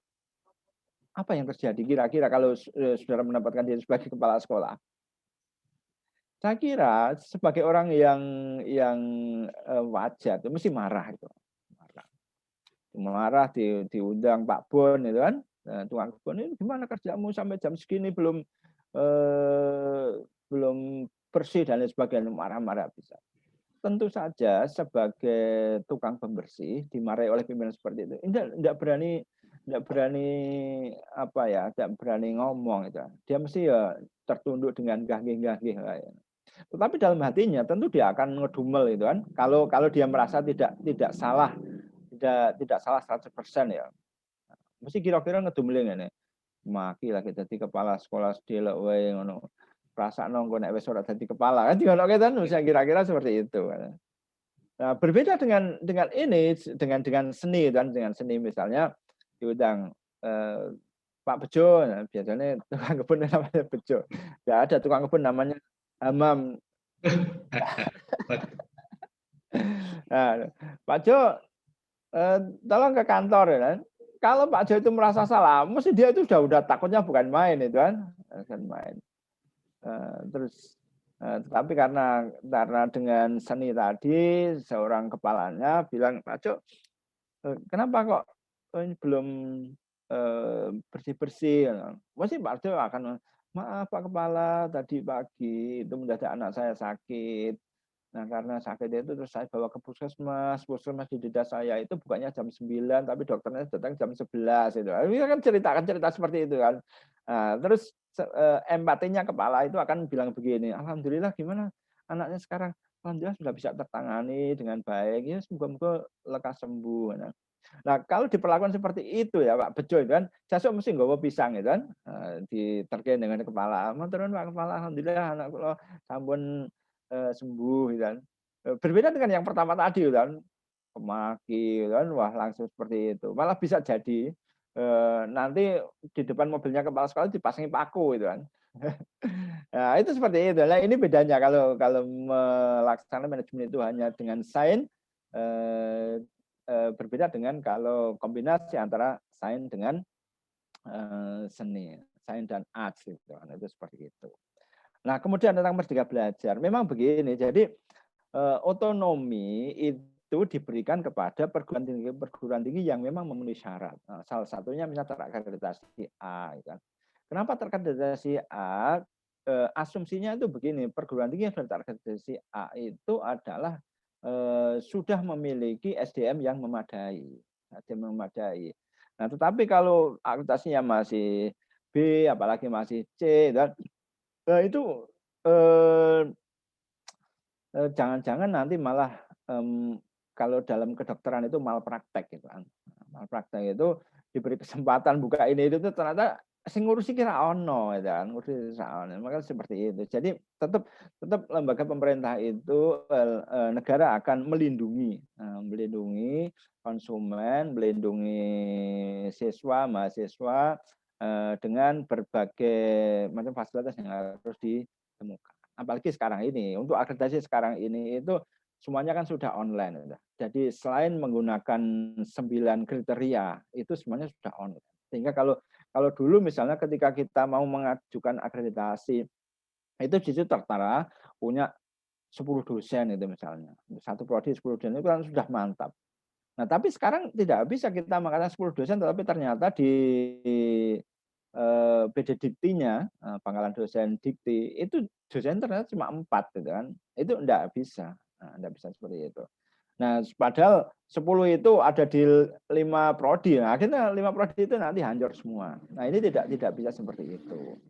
Nah, makanya sekarang ini memang mengelola sebuah perguruan tinggi itu tidak bisa hanya sekedar mendapatkan mahasiswa yang sebanyak-banyaknya, tetapi juga harus bisa memberikan fasilitas, memberikan pelayanan yang sebaik. Salah satu pelayanan itu kita juga harus meningkatkan kompetensi dosennya, memberikan pelayanan sarana dan prasarana dan lain sebagainya. Nah, insya Allah kalau seperti itu, nah maka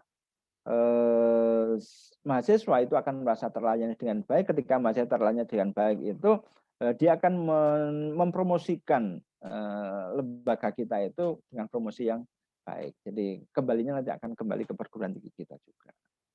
Nah, gitu Mas, terima kasih. Baik, luar biasa. Terima kasih Prof. Dr. Haji Fathah Syukur.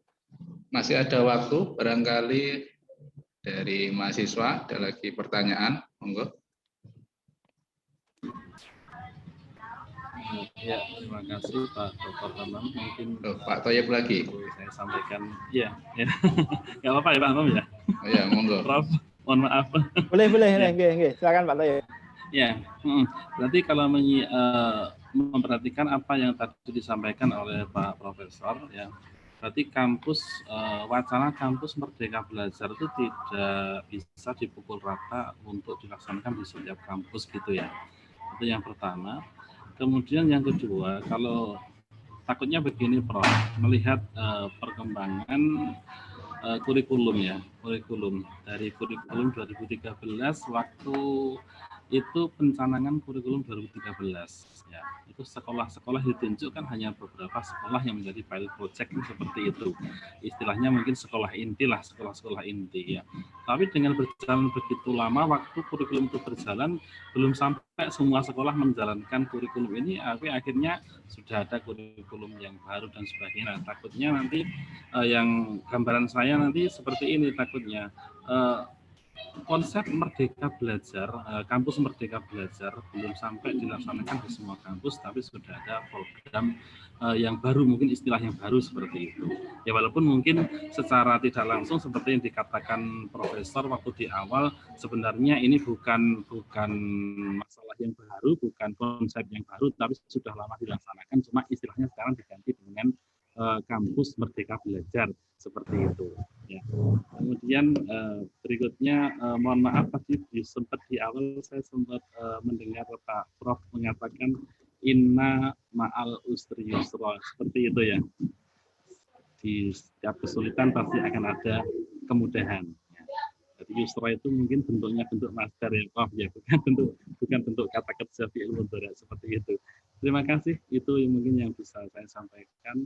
Ya, terima kasih Pak Hamam. Baik, terima kasih Pak Toyib. Monggo silakan yang lain. Masih ada waktu. Pak Yai Khalil mana ini kok enggak? Biasanya semangat nih Pak Yai Khalil.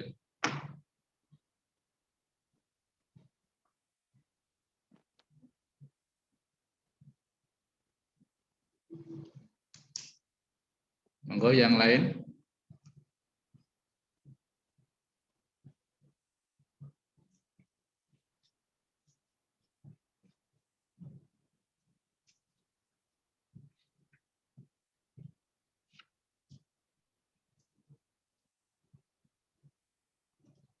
Baik, masih ada lagi, silakan. Pak Muadzin.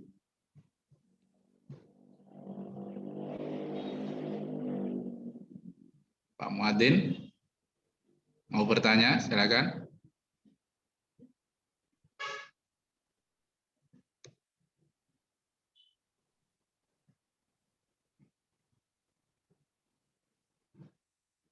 Pak Khalil.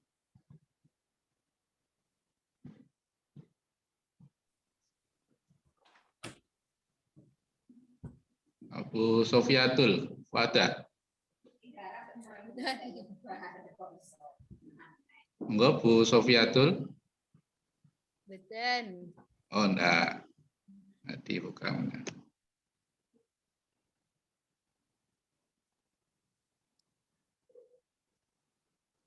Baik, Bapak Ibu sekalian dan para hadirin peserta Stadium General, karena memang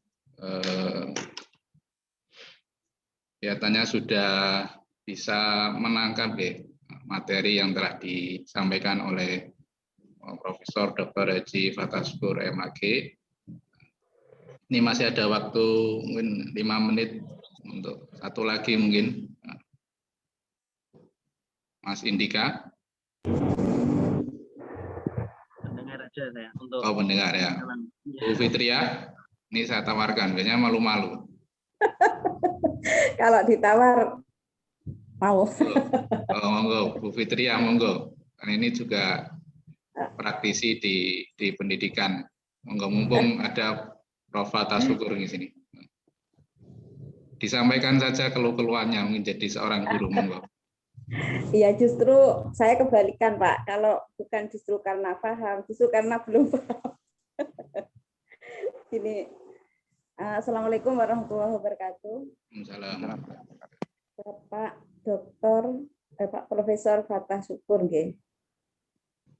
Memang kalau saya zaman kuliah dulu, saya kuliah di UNESA, selalu untuk memberikan materi ke anak atau pembelajaran itu yang utama adalah tentang manajemen kelas. Kalau manajemen kelasnya bagus atau penguasaan kelasnya bagus, maka dengan mudah hal itu akan tercapai seperti itu pembelajarannya atau tujuannya.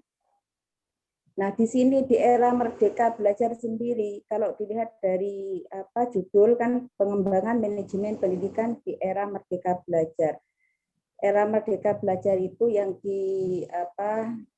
dimotori atau itu oleh Menteri Pendidikan Nadiem Makarim. Apakah sebelumnya itu sudah dikonsep manajemennya itu sendiri seperti itu, sehingga Pak Nadiem itu mengeluarkan era Merdeka Belajar.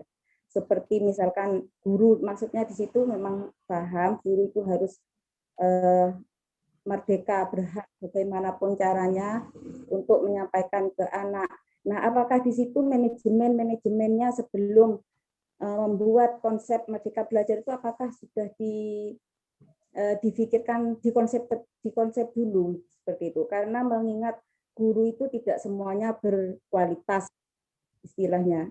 Tidak semua guru itu memiliki kemampuan itu.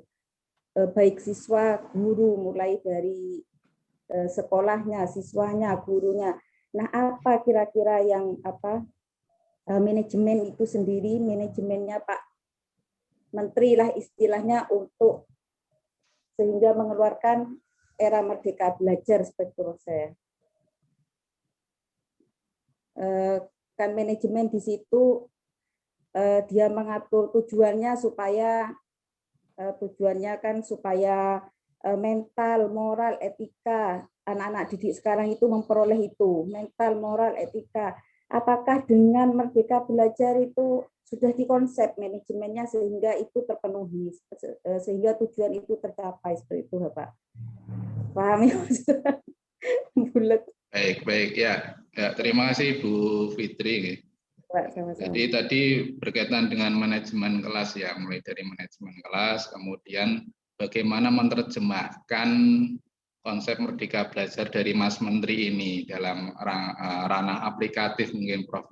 Karena banyak sekali guru-guru itu masih bingung, terutama dalam memahami konsep belajar. Soalnya kemarin waktu diskusi di kelas itu juga banyak yang mempertanyakan, katanya RPP 1 lembar, tapi ternyata lampirannya itu banyak sekali. Seperti itu yang terjadi di lapangan. Ya. Itu yang dikeluhkan oleh guru. Atau malah memberatkan guru seperti itu. Ya, malah itu keluhan-keluhan yang terjadi di lapangan, karena banyakkan mahasiswa kami ini adalah sudah banyak menjadi guru, dan juga ada yang kepala sekolah juga, Prof. Barangkali, monggo. Baik, terima kasih, Mas Hamam. Jadi saya sedikit menyampaikan tadi yang disampaikan oleh Pak Thayyib. Bukan berarti Merdeka Belajar itu tidak bisa dilaksanakan semua perguruan tinggi ya. Itu kan ada beberapa komponen. Komponen pertama kemudian membuka jurusan, membuka prodi baru. Tentu kemudian membuka prodi baru itu hanya diberikan kepada memang perguruan tinggi yang secara penilaian di dalam akreditasinya itu sudah unggul, itu seperti itu. Jadi itu tidak bisa dilaksanakan semua perguruan tinggi. Yang kedua tentang akreditasi dan akreditasi. Selamanya akreditasi itu kan menjadi sebuah beban 5 tahunan. Beban 5 tahunan setiap prodi dan nah, itu kan sudah diatur bahwa tidak 5 tahunan tetapi bisa diperpanjang 5 tahun berikutnya kalau kita tidak ingin naik kan, tidak ingin naik peringkat atau misalnya kita sudah A itu sepanjang tidak ada komplain dari masyarakat, sepanjang tidak ada penurunan yang drastis itu ya biasa-biasa saja, udah enggak usah berepot-repot per 5 tahunan. Nah, itu seperti itu. Tapi yang ketiga ini tentu bisa dilaksanakan oleh semua perguruan tinggi. Artinya apa? Memberikan kesempatan kepada mahasiswa untuk mengambil sekian SKS di prodi lain di dalam satu perguruan tinggi atau mengambil prodi di perguruan tinggi lain. Nah, itu bisa dilaksanakan semua perguruan tinggi. Nah, ini dalam rangka apa? Nah, supaya misalnya mahasiswa di Bojonegoro ya, itu sesekali lah ikut kuliah 1 semester di Semarang gitu kan, biar tahu Semarang seperti apa. Nanti suatu saat naik sedikit lah ke Jakarta, naik sedikit ke Singapura, naik sedikit ke Malaysia, itu bisa dilakukan seperti itu. Nah, bisa seperti itu kalau perguruan tinggi ini itu menjalin kerjasama dengan beberapa perguruan tinggi yang lain. Dan sekarang ini yang namanya kerjasama itu tidak monopoli perguruan tinggi besar. Artinya terus wah kecah cilik orang untuk kerjasama karo aku dan tidak ada yang seperti itu. Jadi semuanya saling membutuhkan, saling melengkapi ya, saling melengkapi. Nah, itu jadi tentang Merdeka Belajar. Nah, terus tadi terima kasih masukannya tentang esensinya begini bahwa setiap kesulitan itu akan datang kemudahan itu dimensinya bukan hanya dimensi future tapi dimensi present juga. Nah, jadi tidak mesti harus sakbare kesulitan ini baru akan datang kemudahan. Kadang-kadang pada waktu kesulitan itu juga ada kemudahan itu. Maksud saya tadi akan seperti itu. Kemudian Bu Fitri, nah tentu begini sebagai sebuah kebijakan kita husnudon bahwa Menteri sudah menyiapkan konsep itu, sudah menyiapkan konsep bagaimana manajemennya. Hanya begini memang sebuah konsep baru itu satu perlu sosialisasi, yang kedua perlu pelatihan seperti itu. Nah, permasalahannya begini, kesempatan pelatihan yang diberikan oleh pemerintah itu kan sangat terbatas. Nah, sehingga betul KBK belum selesai dilatih semuanya sudah ganti KTSP. KTSP belum selesai dilatih semuanya sudah ganti K13. Itu seperti itu. Kenapa? Karena paradigmanya kita itu nunggu nek dilatih, nunggu nek dilatih. Saya sering memberikan masukan kepada yayasan itu kan, yayasan.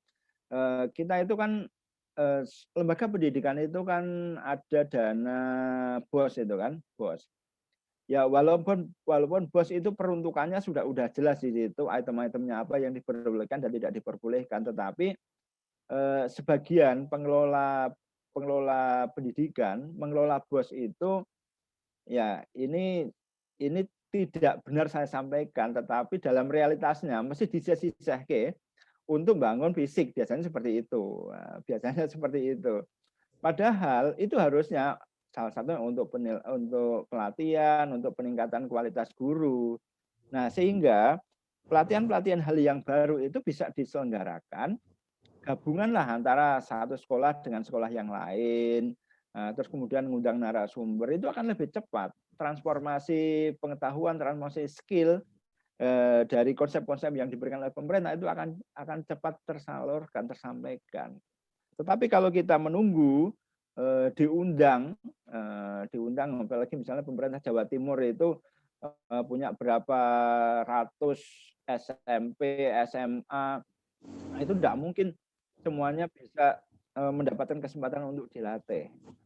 Maka tanpa seperti itu tidak mungkin kita akan bisa dalam waktu cepat menangkap konsep-konsep yang diberikan oleh pemerintah. Yang kedua, memang begini, yang namanya SDM kita itu kan beragam, itu SDM kita beragam, terutama yang berkaitan dengan IT. Nah, dengan berkaitan IT. Tadi seperti yang disampaikan oleh Bu Fitri, membuat RPP yang dulu katanya berlembar-lembar dijadikan satu lembar, nah lampirannya juga malah lebih banyak, gitu, lebih banyak. Itu begini sih. Kalau kita masih pendekatannya itu pendekatan yang manual, itu gawe satu RPP itu butuh waktu berapa Bu kira-kira itu? Seminggu selesai? Iya. Mungkin bisa seminggu, bisa 1 semester, tidak selesai gitu membuat RPP. Tapi kalau kita sudah mahir di IT kan, tanya aja Mas Hamam itu, membuat RPS itu paling semalam jadi. Gitu. Karena apa? Karena bisa nyomot sana, nyomot sini, terus lampiran-lampiran itu tinggal masang-masang, itu bisa seperti itu. Nah, sekali lagi bahwa ini kemampuan IT kita yang masih beragam. Nah, dengan pandemi ini dipaksa semua guru, semua tenaga kependidikan itu menguasai IT. Menguasai IT. Kita punya HP itu biasanya kan fungsinya itu hanya nelpon, orang di pulsa ya cuma miss call. Nah, terus kalau WA itu ketika di sekolahan jaga ke wifi gitu kan. Ya, kebanyakan seperti itu. Padahal fitur-fiturnya yang ada di dalam itu banyak sekali itu. Untuk belajar itu rampung-rampung dengan satu alat komunikasi HP. Nah, ini murni yang bisa saya sampaikan. Terima kasih Mas Hamam, saya diberi kesempatan untuk sama-sama berbagi di penuh. Mungkin ada manfaatnya. Semoga bisa dikembangkan, dan kalau ada kekurangannya saya mohon maaf, dan terima kasih. Assalamualaikum warahmatullahi wabarakatuh. Waalaikumsalam warahmatullahi wabarakatuh. Terima kasih Prof. Dr. Syukur MAG atas materinya yang sangat luar biasa. Saya kira sangat bermanfaat bagi kami, terutama di Universitas Nahdlatul Ulama Sunan Giri Bojonegoro, sekaligus khususnya bagi mahasiswa-mahasiswi kami di program Magister Pendidikan Agama Islam, Magister Hukum Ekonomi Syariah. Sebelum acara Sekretario General kita akhiri, barangkali ada closing statement Prof dari Prof. Fathah Syukur supaya bisa memotivasi kami yang berada di perguruan tinggi swasta sekaligus mahasiswa-mahasiswi kami untuk bisa lebih bersemangat lagi, terutama menghadapi kondisi pendidikan yang sekarang ini masih belum tentu, Prof. Monggo. Oke, terima kasih Mas Hamam. Jadi yang pertama bahwa dunia sekarang ini sudah cukup terbuka bagi siapapun yang mau. Mampu itu menyusul setelah mau. Nah, kalau kita mau, apapun itu bisa ditempuh. Dan itu tidak dibatasi dengan ruang, waktu, dan tempat.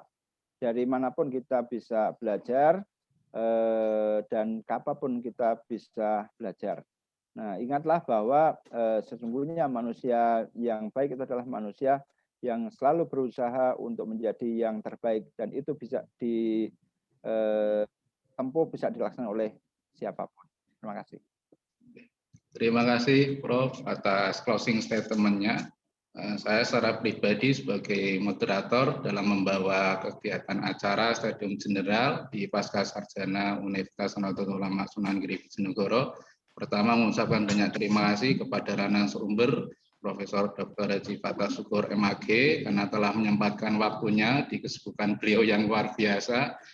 Terima kasih kepada Pak Rektor, Pak Kiai M. Jahrul Ma'arif MPDI yang telah mendampingi kami sekaligus menyaksikan dari awal sampai selesai, dari Pak Wakil Rektor 1, Pak Dr. Haji Ridwan Hambali LCMA, Ibu Direktur Pasca Sarjana yang telah mensupport supaya kegiatan-kegiatan bisa dijalankan dengan baik, dan para mahasiswa, mahasiswi program Magister Pendidikan Agama Islam dan program Magister Hukum Ekonomi Syariah yang telah berpartisipasi. Ada kegiatan Stadium General pada hari ini. Semoga kita selalu dalam keadaan sehat walafiat sehingga kita bisa terus bisa memberikan kontribusi, menuntut ilmu dan bisa mengembangkan diri sesuai dengan kapasitas dan keilmuan yang kita miliki. Demikian kita akhiri Dadum General ini dengan bacaan doa mungkin dari Pak Yai M. Jaurul Ma'arif untuk bisa menutup dan memberikan berkah doa.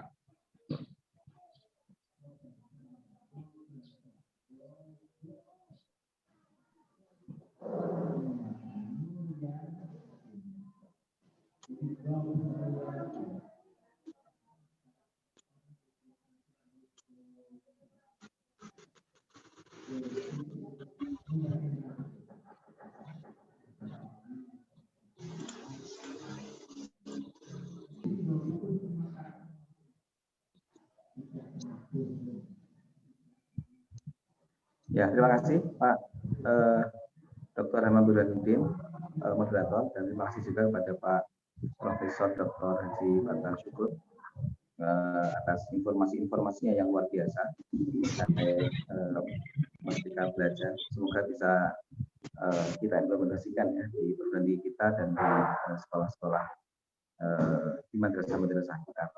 Marilah kita akhiri kegiatan ini dengan berdoa bersama, berharap ridha Allah berkah dari Allah Subhanahu wa taala, berharap ilmu yang bermanfaat dari Allah Subhanahu wa taala. Amin amin amin. Alhamdulillahirabbil alamin. Hamdan katsiran thayyiban mubarakan fihi ala kulli hal. Hamdan yuwafi ni'amahu wa yukafi'u mazidahu ya rabbana lakal hamdu kama yanbaghi li jalali wajhika min sultanik.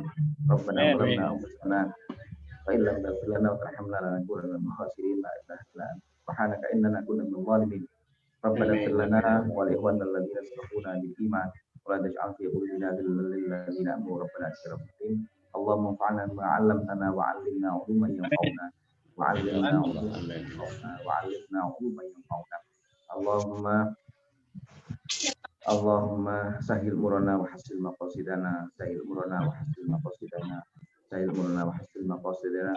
Wa sallimna minal waba wal bala, wa sallimna minal waba wal bala, wa sallimna minal waba wal bala, wal fitana wal mihan ma dhahara minna ma batan. Sallallahu alaihi wasallam Muhammadin wa ala alihi ajma'in. Amin. Amin. Amin. Terima kasih, mohon maaf. Wassalamualaikum warahmatullahi wabarakatuh. Waalaikumsalam warahmatullahi Assalamualaikum warahmatullahi wabarakatuh. Baik, sebelum kita tutup, mungkin kita akan foto bersama, nggih. Foto bersama. Mohon semua kamera video bisa dibuka agar nanti bisa kelihatan wajahnya. Ya, apa gitu. Oke. 1, 2, 3. Ada 3 slide ini. Sebentar lagi.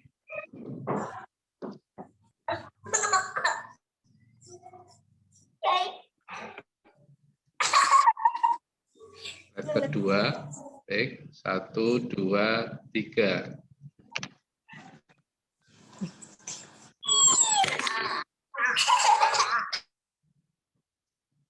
Slide yang ketiga.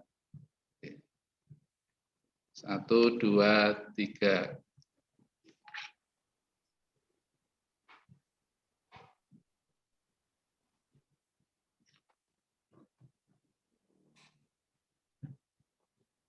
Baik, sudah. Terima kasih Prof. Haji Fathah Syukur telah hadir. Sama-sama, Mas. Semoga sehat selalu, Prof. Amin, amin, amin.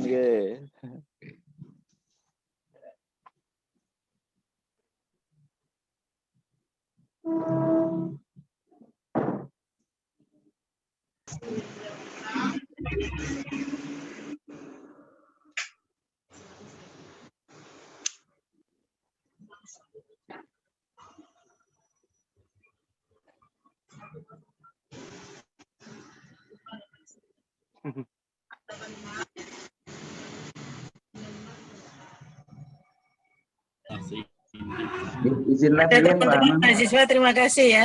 Saya tak live dulu. Iya, Bu Min. Ya, Terima ya, kasih, monggo silakan live nggih. Monggo Oke. sampai ketemu di kegiatan berikutnya nggih.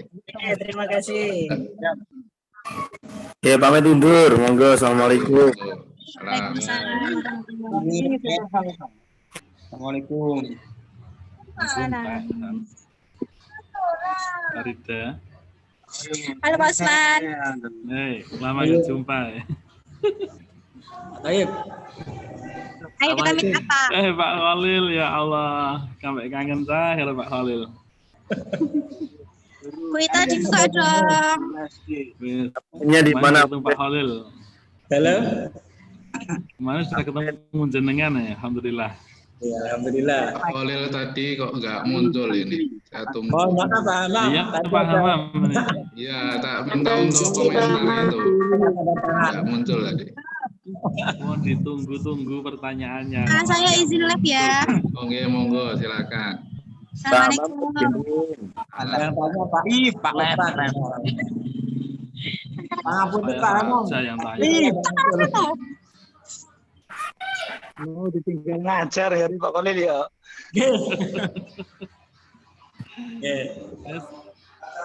Mohon maaf. Badhe undur diri Pak Hamam, Sun. Oke, monggo, monggo. Siap. Saya juga undur diri dulu ya. Izin Pak Hamam. Assalamualaikum. Salam.